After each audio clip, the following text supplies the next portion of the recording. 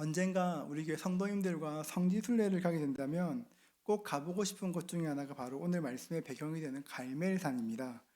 갈멜산은 그렇게 높은 곳은 아닙니다. 한 해발 550m 정도 되는데 도로가 좋아서 산 꼭대기까지 차가 올라갑니다. 갈멜산 정상에 가면 이 조형물을 보게 되는데요. 엘리야가 칼을 들고 이렇게 서 있는 동상입니다. 이곳이 바알의 선지자와 싸웠던 곳이라는 것을 알려주는 동상입니다. 저 동상을 지나서 교회 앞을 통과해서 전망대 쪽으로 가면 이런 풍경을 보게 되는데요. 네, 이게 사진보다 훨씬 아름답습니다. 이스라엘 전체에 저렇게 넓은 평지가 저기밖에 없습니다. 이스라엘 평지인데요. 그냥 넓기만 한 것이 아니라 흙도 굉장히 좋습니다. 저 평지에 있는 흙들이 약간 검붉은 색인데 굉장히 부드럽고 촉감이 좋습니다. 저 들판을 걷다 보면 그 약간 스펀지처럼 푹신푹신할 정도로 굉장히 땅이 좋습니다. 솔로몬 시대 때 굉장히 중요한 곡창지대였고 아합 시대에도 그랬고 지금도 이스라엘에서 가장 중요한 평야 중에 하나입니다. 이스라엘 평야, 저 평야가 오늘 우리가 읽고 있는 말씀의 배경이 되는 바로 그 장소입니다. 엘리야와 아합이 만났습니다. 아합은 엘리야를 만나서 지금 너 때문에 우리나라가 이렇게 어렵다고 이야기합니다. 당신 때문에 비와 이슬이 그쳤다고 엘리야를 탓합니다. 그러자 엘리야가 말합니다. 우리 18절 말씀을 같이 읽겠습니다. 함께 읽습니다. 그가 그가 대답하되 대답하되 내가 이스라엘을 괴롭게 한 것이 아니라 당신과 당신의 아버지의 집이 괴롭게 하였으니 이는 여호와의 명령을 버렸고 당신이 바알들을 따랐음이라. 엘리야는 당신이란 말을 3번이나 연거푸 사용합니다. 내가 아니라 당신 때문에 이런 일을 당한 것이라고 이야기합니다. 그리고 아합 왕에게 한 가지 제안을 합니다. 19절인데요. 그런즉 사람을 보내 온 이스라엘과 이세벨의 상에서 먹는 바알의 선지자 450명과 아세라의 선지자 400명을 갈멜산으로 모아 내게로 나아오게 하소서 이야기합니다. 이 말씀은 엘리야의 제안입니다. 두 가지 제안인데요. 하나는 온 이스라엘에 있는 바알과 아세라 선지자를 갈멜산으로 모으는 것이고 또 하나는 끝에 있는 것처럼 내게로 나아오게 하소서. 이 말은 그냥 나오라는 얘기가 아니라 나와 같이 능력 대결을 해보자, 그런 이야기입니다. 당신이 섬기는 바알이 참신인지 내가 섬기는 여호와 하나님이 참신인지 850대 1로 한번 대결해보자는 것입니다. 엘리야의 제안을 듣고 아합은 한 번에 수락합니다. 20절에 보면 아합이 이에 이스라엘의 모든 자손에게로 사람을 보내 선지자들을, 바알의 선지자들을 갈멜산으로 모으니라 말씀하십니다. 엘리야가 제안한 것은 단순히 내가 믿는 하나님이 대단한지 당신이 믿고 있는 바알이 대단한지 어떤 신념에 대해서 토론하자 이런 것이 아니었습니다. 당신의 신 바알과 내가 믿는 여호와 하나님, 그 신들의 능력을 능력 대 능력으로 한번 대결해 보자는 것입니다. 영적 전쟁을 선포한 것입니다. 여러분, 전쟁을 할 때 가장 중요한 것이 어떤 것이 있을까요? 전쟁을 할 때는 물론 전쟁을 수행할 만한 능력이 있어야 합니다. 당연한 것입니다. 능력 말고, 그런 본질적인 것 말고 전쟁의 승패를 좌우할 만한 것에는 또 어떤 것이 있을까요? 장소가 굉장히 중요합니다. 어디서 싸우는가 하는 것이 굉장히 중요합니다. 일반적으로 낮은 곳보다는 높은 곳이 좋고 낯선 곳보다는 익숙한 곳이 좋습니다. 훌륭한 장군은 언제나 그 지리적 이점을 극대화합니다. 이순신 장군도 그랬습니다. 이순신 장군은 23번 싸워 23번 모두 이겼습니다. 장군은 싸울 때마다 장군이 전장을 정하고 그곳에서 싸움이 벌어질 수 있도록 적군들을 유도해 내었습니다. 장군에게 기념비적인 전쟁이고 영화로도 유명한 그 명량해전, 판옥선 13척으로 일본군 군함 133척을 물리쳤던 그 명량해전. 물론 장군이 굉장히 용감하고 잘 싸웠을 것입니다. 영화를 보면 진짜 어벤져스처럼 끝내주게 싸웁니다. 그런데 그 장군의 힘 못지않게 중요한 요소가 있는데 바로 그것이 명량, 그러니까 울돌목이라 부르는 강한 물살이었습니다. 이순신 장군은 그 물살과 지형을 이용해서 적들을 격파하였습니다. 이처럼 전쟁을 할 때 어디서 싸우는가 하는 것은 굉장히 중요합니다. 엘리야는 아합에게 갈멜산에서 만나자고 이야기합니다. 여러분, 물론 이 전쟁은 물리적인 싸움이 아닙니다. 영적인 전쟁입니다. 신들의 능력과 능력이 맞닿는 전쟁입니다. 영적인 전쟁의 장소가 뭐가 그리 중요하겠습니까마는 또 그렇지도 않습니다. 이 땅의 모든 종교에는 성지가 있습니다. 예를 들면 사우디아라비아에 가면 메카라는 성지가 있고 인도에 가면 바나라시라는 그런 성지가 있습니다. 이집트에 가면 룩소가 있는데요. 저는 그 이집트 룩소를 참 좋아합니다. 그 룩소에 있는 그 거대한 기둥들, 진짜 큰 기둥들을 보고 있으면 어떤 좀 영적인 분위기가 느껴집니다. 어떤 종교의 성지에 가든 간에 그곳에 가면 그 주는 영적인 분위기가 있습니다. 오늘 말씀을 시작하면서 갈멜산 앞에 있는 이스라엘 평야는 이스라엘 최고의 곡창지대다 말씀드렸는데요. 여러분, 아합이 섬겼던 바알신, 그 바알신이 어떤 신입니까? 농사의 신입니다. 농사의 신이고 비의 신이었습니다. 넓고 아름다운 이스라엘 평야에 우뚝 솟아있는 갈멜산, 그것은 농사의 신 바알의 그런 본진과 같은 곳이었습니다. 바알과 아세라를 섬겼던 사람들에게 그곳은 자기의 그런 성지와 같은 곳이고 날마다 제사했던 예배했던 흔적이 남아있는 곳이었습니다. 많고 많은 장소 중에 엘리야가 갈멜산을 택한 이유가 뭘까요? 내가 당신들의 본진으로 홈그라운드로 가겠다는 것입니다. 당신들이 가장 유리하다 생각하는 그곳에 한번 겨루어 보자는 것입니다. 바알과 아세라의 선지자들이 갈멜산에 모여들었습니다. 수많은 백성들이 모여들었습니다. 자신이 섬기는 바알의 제사장과 3년 반 동안 하늘의 문을 닫았던 선지자, 세기의 대결이었을 것입니다. 수많은 사람들이 모여들었습니다. 산에 모여든 사람들을 보고 엘리야가 말합니다. 21절 말씀을 우리 같이 한번 읽도록 하겠습니다. 21절 말씀입니다. 엘리야가 모든 백성에게 가까이 나아가 이르되 너희가 어느 때까지 둘 사이에서 머뭇머뭇하려느냐. 여호와가 만일 하나님이면 그를 따르고 바알이 만일 하나님이면 그를 따를지니라 하니 백성이 말 한마디도 대답하지 아니하는지라. 엘리야가 백성들에게 물었습니다. 어느 때까지 둘 사이에서 머뭇머뭇하겠느냐. 머뭇거린다는 말이 좀 우리말의 뉘앙스로 하면 주저주저하는 것처럼 느껴지지만 히브리어를 보면 그런 뜻이 아닙니다. 히브리어를 보면 갈짓자로 왔다 갔다 하는 것을 뜻하는 말입니다. 너희가 어느 때까지 마음 잡지 못하고 갈짓자로 왔다 갔다 하겠느냐 이렇게 말하는 것입니다. 이스라엘 백성들은 왜 둘 사이에서 바알과 여호와 하나님 사이에서 왔다 갔다 하고 있어서 그랬을까요? 그들에게는 두 마음이 있어서 그렇습니다. 한 마음은 이스라엘의 새 하나님인 바알에게 있었습니다. 바알은 농사의 신이었습니다. 때를 따라 비를 내려주는 신이었습니다. 바알은 어떤 경우에도 자신의 삶에 간섭하지 않았습니다. 그저 좋은 대로, 마음에 좋은 대로 살라고 이야기했습니다. 그런데 그 마음 한구석에 또 다른 마음이 있었습니다. 여호와 하나님, 조상적부터 섬겨왔던 그 하나님, 새로운 신이 참 매력적이긴 했지만 예전부터 섬겼던 그런 삶이 있으니까 또 여호와 하나님을 완전히 부인할 수도 없었습니다. 그래서 어떤 때는 하나님을 예배하면서 여호와 하나님을 예배하지만 어떤 때는 바알에게 하나님이라 부르기도 하고 또 어떤 때는 여호와 하나님을 하나님이라 불렀던 것입니다. 그래서 백성들의 마음은 머뭇거리고 있었습니다. 누가 참신이냐, 여호와 하나님이 참신이냐, 바알이 참신이냐 물을 때에 이스라엘 백성들은 아무도 답하지 못했습니다. 그 마음에 답하지 못한 이유가 뭘까요? 참신이 어떤 신인지 몰라 그렇게 답하지 못한 것일까요? 여러분, 그렇지 않습니다. 몰라서 그런 것이 아닙니다. 사실 이들에게는 어떤 신이 참신인가 하는 것은 별로 중요하지 않았습니다. 이들에게 중요한 것은 어떤 신이 참신인가 하는 것이 아니라 어떤 신이 나에게 도움이 되는가, 어떤 신이 내 삶을 윤택하게 하고 어떤 신이 내 삶에 이익이 되는가, 어떤 신이 때를 따라 비를 내려줄 것인가. 이들에게는 참과 거짓이 아니라 무엇이 나에게 유익한가가 훨씬 중요했습니다. 어떤 신이 나에게 도움이 될까? 여러분, 그런데 이 질문은 이스라엘 사람들만, 그때 사람들만 던졌던 질문이 아닙니다. 이 질문은 정확히 말하면 에덴 동산에서부터 있어 왔던 그런 질문입니다. 하나님께서 선과 악을 알게 하는 나무를 만들어 놓으셨습니다. 그 나무의 실과를 먹지 말라 하셨습니다.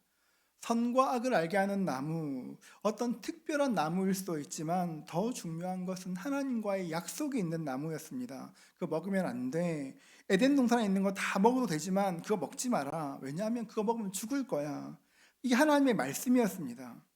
아담과 하와에게 선과 악을 알게 하는 바로 그 나무는 볼 때마다 하나님께서는 창조주이시고 나는 피조물이구나, 그것을 기억나게 하는 그런 존재였을 것입니다. 어느 날 사탄이 찾아와 말했습니다. 창세기 3장 4절과 5절인데요.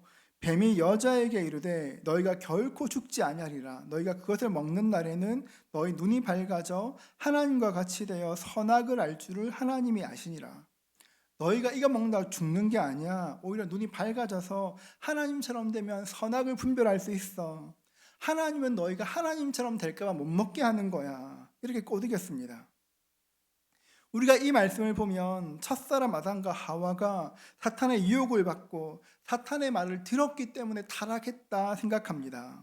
여러분, 그런데 조금만 더 생각하면 그렇지 않습니다. 아담과 하와는 사탄의 말을 듣고 선택한 것이 아니라 하나님의 말씀과 사탄의 유혹, 이 둘 중에서 나에게 유리한 것은 무엇일까? 나에게 더 좋은 선택은 어떤 것일까? 아담과 하와는 나에게 유익한 것이 무엇일까를 판단한 자기의 판단을 선택한 것이었습니다. 옳고 그른 것이 아니라 이것이 옳은가 옳지 않은가, 이것이 하나님의 뜻인가 뜻이 아닌가 하는 것이 아니라 무엇이 나에게 이익이 될까, 뭐가 나한테 좋을까, 자신의 유익을 기준으로 판단했던 것이 에덴 동산의 비극이었습니다. 당시 이스라엘 사람들은 한 발은 여호와께 걸치고 있었고 또 한 발은 바알에게 걸쳐 있었습니다. 이들의 관심은 어떤 신이 참신인가 누가 거짓인가 별로 중요하지 않았습니다. 참과 거짓이 아니라 무엇이 나에게 이익이 되는 것이고 무엇이 손해일까, 모든 초점이 자신에게 맞춰져 있었습니다. 그래서 엘리야가 말합니다. 둘 사이에서 머뭇머뭇거리지 마라. 왔다 갔다 하지 말고 참신이 누구신 줄 알고 그 신을 전적으로 따르라고, 온 마음 드리라고 말하는 것입니다. 그런데 이 말씀에서 오해하기 쉬운 것이 있는데요. 본문에서 엘리야는 하나님과 바알을 같은 신으로 놓고 둘 중에 하나를 택하라 말하는 것이 아닙니다. 요한계시록 3장 15절인데요. 우리 같이 읽도록 하겠습니다. 같이 읽겠습니다. 내가 내 행위를 아노니 내가 차지도 아니하고 뜨겁지도 아니하도다. 내가 차든지 뜨겁든지 하기를 원하노라. 이 말씀은 예수님께서 라오디게아 교회 하신 말씀입니다. 이 말씀은 너희가 차든지 뜨겁든지 둘 중에 하나를 선택하라는 말이 아닙니다. 여러분, 집에서 아이들이 공부를 안 합니다. 공부를 잘 안 합니다. 좀 하면 좋을 텐데 그렇게 공부를 안 합니다. 여러분, 그럴 때 부모님들이 하는 말이 있습니다. 공부를 하든지 말든지 내 마음대로 해라고 얘기합니다. 하든지 말든지 마음대로 해라. 그 말이 하든지 말든지 선택하라는 얘기입니까? 공부하라는 얘기 아니겠습니까? 여러분, 그러지 않으세요, 여러분? 공부하라는 얘기지 않습니까? 마찬가지입니다. 차든지 뜨겁든지 하라. 그 말은 차기를 선택하는 것이 아니라 열정적으로 주를 섬기라 말하는 것입니다. 바알과 하나님 사이에서 선택하란 말이 아니라 하나님께로 돌아오라는 것이 엘리야의 메시지였습니다. 지금 주님을 향해 열심을 내라고 이야기합니다. 머뭇거리지 말고 하나님을 섬기라고, 참신이신 여호와만 섬기라고 이야기합니다. 그런데 21절을 보면 후반절에 이렇습니다. 참신을 섬기라고 말할 때 이렇게 말합니다. 백성이 말 한마디도 대답하지 아니하는지라. 엘리야는 머뭇거리지 말고 누구를 따를 것인지 결정하라 말했는데 사람들은 아무 말도 하지 않습니다. 여러분, 그런데 이 21절 이 말씀은 언제 했던 말씀일까요? 제사를 드리기 전에 했던 말일까요? 드리고 나서 했던 말일까요? 드리기 전에 했던 말씀입니다, 여러분. 아직 하늘에서 불이 내려와서 하나님이 참신이다, 하나님의 능력을 증명하고 난 후에 이렇게 말한 것이 아닙니다. 성경을 보면 아직 대결이 이루어지지 않았습니다. 심지어 재물을 잡기도 전이었습니다. 아무 일도 없었습니다. 아무 일도 없는데 엘리야는 백성에게 결단하라고 이야기합니다. 아직 아무 일도 없는데 어떻게 이렇게 말할 수 있을까요? 저는 이 말씀이 우리가 믿고 있는 기독교의 본질을 정확히 보여주는 말씀이라 생각합니다. 기독교가 무엇인가? 우리는 눈앞에 일어난 일을 보고 믿는 사람들이 아닙니다. 우리는 보지 못한 것들을 보는 사람이고 들리지 않는 것들을 듣는 사람들입니다. 눈에 보이지 않고 귀에 들리지 않고 손에 잡히는 것이 없다고 해도 알 수 있는 것, 성경은 그것을 믿음이라고 이야기합니다. 여러분, 믿음은 무엇입니까? 믿음은 바라는 것들의 실상이고 보이지 않는 것들의 증거입니다. 어거스틴은 말하기를 계란 하나를 들고 그 속에서 병아리의 소리를 듣는 것이 믿음이라 말하기도 하였습니다. 어떤 사람들은 말하면 보지 못한 건 어떻게 믿냐 이야기합니다. 봐야 믿겠다고 말합니다. 여러분 어떠십니까? 예수님께서는 보아야 믿겠다는 사람에게 어떻게 말씀하셨을까요? 누가복음 16장에 보면 한 부자의 이야기가 나옵니다. 그는 고운 베옷을 입고 날마다 호화롭게 즐기며 살았습니다. 그 집 앞에 거지가 있었습니다. 나사로가 있었습니다. 굉장히 나사로는 고통스럽게 살았습니다. 개들이 그 피부에 헌대를 핥을 만큼 비참한 삶을 살았습니다. 시간이 흘렀습니다. 부자도 죽고 나사로도 죽었습니다. 부자는 음부에 떨어져 큰 고통을 받고 있었습니다. 그러다가 눈을 들어보니까 자기 집 앞에서 맨날 구걸하던 그 비참했던 나사로가 아버지 아브라함의 품에 있는 것을 보았습니다. 그것을 보고 부탁합니다. 누가복음 16장 27절과 28절인데요. 제가 읽겠습니다. 이르되 그러면 아버지여 구하노니 나사로를 내 아버지 집에 보내소서. 내 형제 5이 있으니 그들에게 증언하게 하여 그들로 이 고통받는 곳에 오지 않게 하소서. 나사로를 보내셔서 내 형제들이 이렇게 고통스러운 곳에 오지 않도록 해주십시오. 그렇게 부탁합니다. 그때 하나님이 어떻게 말씀하십니까? 누가복음 16장 31절 말씀 같이 읽겠습니다. 이르되 모세와 선지자들에게 듣지 아니하면 비록 죽은 자 가운데서 살아나는 자가 있을지라도 고난을 받지 아니하리라 하였다 하시니라. 모세와 선지자들에게 듣지 아니하면 이 말씀은 하나님의 말씀을 듣고서도 돌이키지 않으면 비록 죽은 자 가운데서 살아나는 자가 있다고 해도 믿지 않을 것이라 말씀하시는 것입니다. 여러분 이것이 기독교 신앙입니다. 사람들은 무엇인가를 내가 납득되고 설득할 어떤 것이 있으면 아니면 내가 원하는 어떤 일이 이루어지고 나면 내가 예수를 믿겠다고 말하곤 합니다. 생각보다 그런 사람 꽤 많습니다. 예수만 볼 수만 있다면 어떤 일이 이루어진다면 그런 사람이 꽤 많습니다. 그런데 나사로의 이야기에서 말씀하시는 것처럼 예수는 그렇게 믿는 것이 아닙니다. 요한복음 3장 5절 말씀 이렇게 말합니다. 예수께서 대답하시되 진실로 진실로 내게 이르노니 사람이 물과 성령으로 나지 아니하면 하나님의 나라에 들어갈 수 없느니라. 어떤 조건이 이루어져서 내 마음의 소원이 이루어져서 믿는 것이 아닙니다. 물과 성령, 말씀과 성령이 아니고서는 그 누구도 예수를 알 수 없습니다. 예전 교회에 어느 권사님의 남편이 담도암에 걸리셨습니다. 지금은 잘 모르겠지만 20년 전쯤에 담도암에 걸렸다고 하면 더 이상 살 수 없다는 것과 같은 말이었습니다. 그 소식을 듣고 온 교회가 간절히 기도하였습니다. 몸은 날마다 새하여 갔지만 더욱더 간절히 기도했습니다. 그러다 어느 날 정말로 어떤 특별한 기적이 있었던 것이 아니라 그냥 자고 일어났는데 그 암이 없어졌습니다. 의사가 말하기를 하나님이 아니면 이런 일은 없다 말할 정도였습니다. 그분이 교회에 큰 간증이 되었습니다. 고침받고 교회에 진짜 열심히 나오셨습니다. 봉사도 하셨습니다. 정말 감사했습니다. 그런데 시간이 점점 흐르면서 그 감사와 감격이 조금씩 무뎌지기 시작했습니다. 5년쯤 지났을 때 일인데요.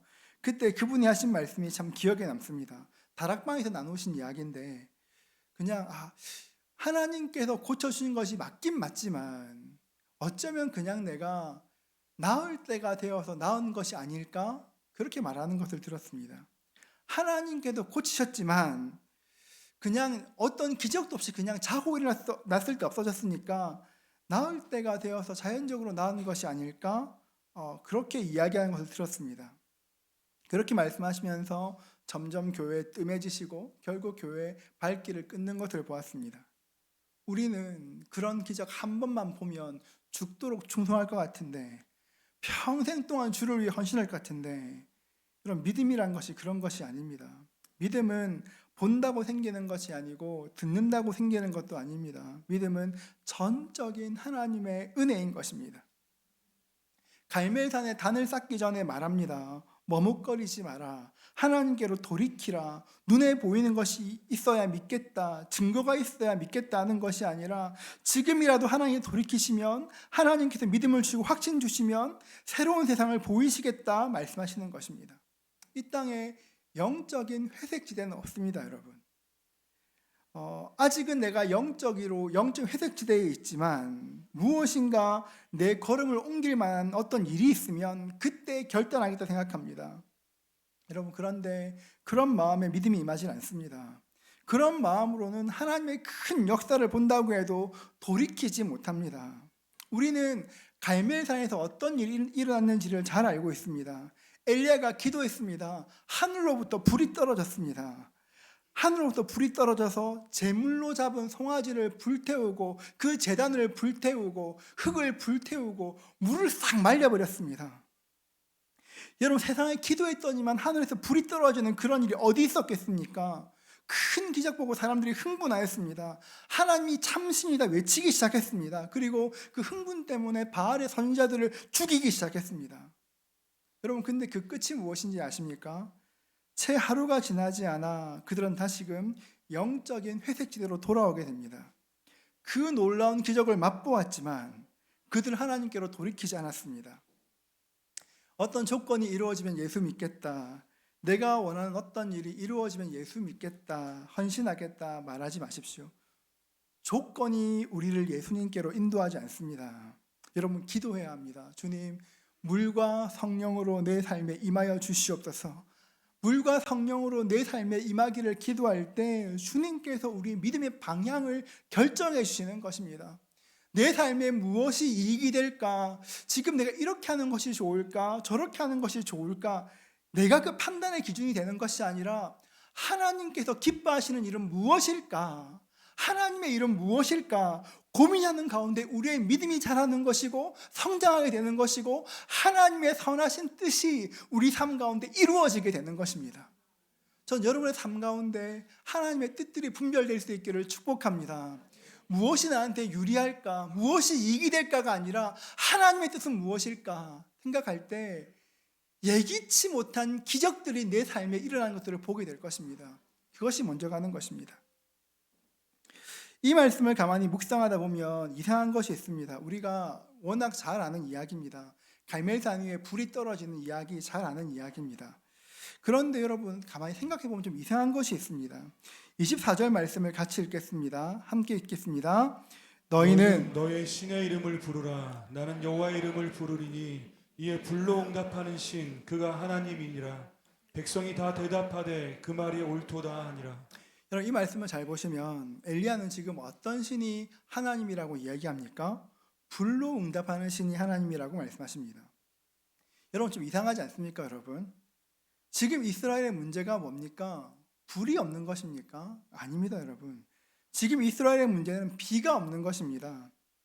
지난 3년 6개월 동안 비도 이슬도 없었습니다. 그렇다면 당연히 비를 내리는 신이 참신 아니겠습니까? 그런데 엘리야는 불로 응답하시는 신이 참신이라고 이야기합니다. 21절에서 머뭇거리지 말라고, 여호와가 하나님이면 그를 따르고 바알이 하나님이면 그를 따르라 할 때 백성들은 아무도 한마디도 답하지 않았습니다. 그런데 24절을 보면 불로 응답하는 신이 하나님이라 말할 때 백성들이 뭐라고 하냐면, 어떻게 반응하냐면 옳다 이야기합니다. 21절에서 한마디도 말하지 않던 그들이 24절에서 불로 임한다니까 옳다 말한 이유가 무엇일까요? 이 반응을 통해서 이스라엘 백성들의 마음이 어디로 향해 있는지를 정확하게 알 수 있습니다. 불은, 특별히 번개는 바알의 전공이었습니다. 하늘에서 비를 내리고 번개를 던지는 것은 바알의 주특기라 생각했습니다. 그러니까 엘리야의 말을 들을 때, 하늘에서 불이 임한다고 할 때, 그래, 바알이 그거 할 수 있지, 하늘에서 불로 응답하지, 바알이 응답하지 생각했던 것입니다. 지금까지 사람들은, 이스라엘 백성들은 물만 있으면 좋겠다 생각했을 것입니다. 3년 6개월을 가면 얼마나 잔인했겠습니까? 가혹했겠습니까? 사람들은 모일 때마다 하늘을 바라보았을 것입니다. 언제 비가 오나? 모이면 이야기했을 것입니다. 어디서 물을 얻을 수 있을까? 모든 사람들의 관심은 물이었습니다. 물만 있으면 좋겠다. 물만 좀 마음껏 마실 수 있으면 좋겠다. 좀 씻을 수 있으면 좋겠다. 이런 생각했을 것입니다. 물만 있으면 지금 어떤 것이 있어도 이겨내겠다 했습니다. 여러분, 이것만 있으면 지금 어떤 어려움이 와도 이길 수 있겠다. 내 삶에 의미가 있겠다. 느끼게 만드는 것이 그것이 물입니다. 그럼 이것은 엘리야 시대 사람들에게만 해당되는 것이 아닙니다. 사실 모든 시대의 사람들에게 해당되는 말이고 지금 이 시대에도 마찬가지입니다. 어떤 사람에게는 성공이 물일 수 있습니다. 내 삶에는 성공이 필요하지. 성공할 수만 있다면 뭐라도 할 수 있어. 이 사람에게는 성공이 물입니다. 어떤 사람에게는 인정이 물일 수도 있습니다. 그래, 다른 사람에게 인정받아야 내 삶이 가치 있지. 인정받을 수만 있다면 내가 뭐든지 할 수 있어. 여러분, 어떤 사람에게는 돈일 수도 있습니다. 뭐니 해도 머니가 최고지 이야기할 수 있습니다. 모든 사람에게는 이것만 있으면 내 인생 괜찮겠다. 이것만 있으면 내 인생 의미 있겠다는 것들이 있습니다. 돈도 그럴 것이고 명예도 그럴 것도 있을 것이고 인정도 그럴 것이고 다 중요합니다. 다 그럴 것입니다. 그런데 신방하다 보면 의외로 우리 성도님들의 가정에서 가장 의미 있는 것들, 가장 중요한 것들은 의외로 자녀들일 때가 많습니다. 자녀가 가장 중요합니다. 자녀가 좀 번듯했으면 좋겠습니다. 자녀가 잘 되었으면 좋겠습니다. 자녀가 제일 중요합니다. 여러분, 근데 저도 자유롭지 않습니다. 저도 마찬가지입니다, 여러분. 많은 가정에서 자녀가 우상이 되고 자녀가 신이 되고 자녀가 물이 됩니다. 자녀만 잘 될 수 있다면 지금 내가 이래도 괜찮지 만족해 생각합니다. 그것이 물입니다. 사람들은 물을 원하는데 하나님은 불로 참신을 가리겠다 말씀하십니다. 모든 사람들에게는 자기를 만족해 할 물이 필요한데 하나님께서는 지금 물을 주겠다 말씀하지 않으시고 불을 내리겠다 말씀하시는 것입니다. 왜 그럴까요? 우리한테 물이 필요한데 왜 주님 불을 말씀하실까요? 우리를 보시는 하나님의 눈이 훨씬 더 정확하기 때문에 그렇습니다. 지금 이스라엘에 비가 없고 이슬이 없는 이유가 무엇입니까? 물이 없는 이유가 무엇입니까? 이스라엘의 죄 때문에 그런 것입니다. 불이 먼저 임해야 한다는 것은 죄가 다루어지지 않고는 우리 인생 가운데 참된 만족이, 참된 은혜가 임할 수 없다는 것을 보여주는 것입니다. 바알과 아세라는 그 우상들은 우리에게 죄에서 돌아서라 말하지 않습니다. 여러분, 우상들은 죄를 회개하라는 그런 부담스러운 요구를 하지 않습니다. 우상은 죄가 있는 상태, 그 상태 그대로 거기서 복을 줍니다. 근데 하나님은 그런 분이 아니십니다. 거룩이 없는 복은 어떤 경우에도 결코 복이 될 수가 없습니다. 죄를 떠나지도 않고 죄의 문제를 해결하지도 않았는데 복이 주어진다면 그것은 복이 아니라 유혹일 확률이 훨씬 큽니다. 죄의 문제를 해결하지 않았는데 돈이 많아집니다. 내가 죄 문제 해결되지 않았는데 돈이 막 많아집니다. 하나님과 친밀하지도 않고 거룩하지도 않은데 막 사람들로부터 인정받기 시작합니다. 여전히 죄 가운데 있는데 투자만 하면 다 대박이 납니다. 주식을 사면 다 됩니다, 여러분. 여러분, 그럼 어떻게 될까요? 그 사람의 인생 어떻게 될까요?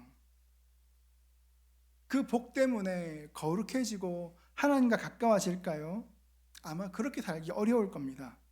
어쩌면 죄를 회개하고 그 죄를 씻어내는 것이 아니라 훨씬 더 큰 죄에 빠질 수도 있을 것입니다. 죄 가운데 있으면서 복 받는다면 그것처럼 불행한 일이 없고 그것은 거의 모든 경우에 치명적인 유혹이 될 것입니다. 그렇기 때문에 하나님께서 지금 하셔야 될 일은 불을 내리시는 일입니다. 불을 내리셔서 재물을 불태우시고 우리 죄를 불태우셔서 우리에게 진짜 복을 주셔야 하기 때문에 물이 아니라 불을 내리시는 것입니다. 여러분은 지금 어떠십니까? 지금 물이 필요한데 내 목마름을 해결하고 내 가축들을 먹이기 위해서 물이 필요한데 여전히 하늘이 닫혀 있는 분이 계시지 않으십니까? 여러분, 그럴 때면 우리가 하나님께 물을 구하기 쉽지만 사실은 물보다 먼저 구하는 것이 불이 되어야 하는 것입니다. 하나님, 지금 당장 필요한 그 은혜가 아니라 먼저 하나님과의 관계가 정리될 수 있도록 도와주십시오. 내 죄를 불태우시고 정결케 하여 주시옵소서. 하나님께 기도할 때 하늘로부터 불이 내려올 것입니다. 제단 위에서 우리의 죄가 불타 없어질 것입니다. 그리고 나면 하늘에서 비가 임하기 시작할 것입니다. 그 비가 우리를 살리게 될 것입니다. 여러분 기억하십시오. 먼저 불이 임해야 하고 그 다음 물이 와야 합니다. 21절입니다. 우리 함께 읽어볼까요? 같이 읽습니다. 엘리야가 모든 백성에게 가까이 나아가 이르되 너희가 어느 때까지 둘 사이에서 머뭇머뭇하려느냐. 여호와가 만일 하나님이면 그를 따르고 바알이 만일 하나님이면 그를 따를지니라 하니 백성이 말 한마디도 대답하지 아니하는지라. 엘리야가 모든 백성에게 가까이 나아가 이르되, 하나님께서 멀리 계시지 않습니다, 여러분. 하나님 되게 멀리 계신 것 같죠, 여러분? 기도할 때도 내 기도 안 들으시는 것 같고 하나님 되게 멀리 계신 것 같은데 아닙니다, 여러분. 하나님께서는 가까이 와 계십니다. 엘리야가 모든 백성에게 가까이 나아가 이르되, 하나님께서 우리에게 가까이 말씀하십니다. 회색지대에서 머뭇거리지 말라고. 지금 눈에 보이는 것 없고 귀에 들리는 것 없고 손에 잡히는 것이 없다고 해도 지금 오라고 주님께서 말씀하시는 것입니다. 주님께서 이미 가까이 곁에 계십니다. 우리가 조금 가까이 나아가서 지금 당장 내 목을 축일 수 있는 물이 아니라 하나님의 불을 구하면 정결케 하는 불이 임할 것이고 우리 삶 가운데 막힌 것들이 풀어지는 은혜가 임하기 시작할 것입니다. 성령의 비가 임하게 될 것입니다. 여러분 하나님을 사모하실 수 있기를 축복합니다. 우리는 본성적으로 아담 때부터 내가 유리한 것 가지고 싶어하는 것이 우리입니다, 여러분. 참신 거짓말 말고 누가 나 좀 잘 되게 해주면 그거 붙들고 싶은 것이 우리 마음입니다. 그런데 그렇게 살면 결코 인생 가운데 참된 복이 임할 수도 없고 우리 인생 길지 않습니다, 여러분. 우리 참신이신 하나님, 우리의 참 주인이신 하나님, 그 하나님만 날마다 의지할 수 있기를 축복합니다. 하나님을 기뻐하는 것을 선택할 때 우리 삶에 참된 기쁨이 시작될 것입니다. 그 은혜 누리실 수 있기를 주의 이름으로 축복합니다.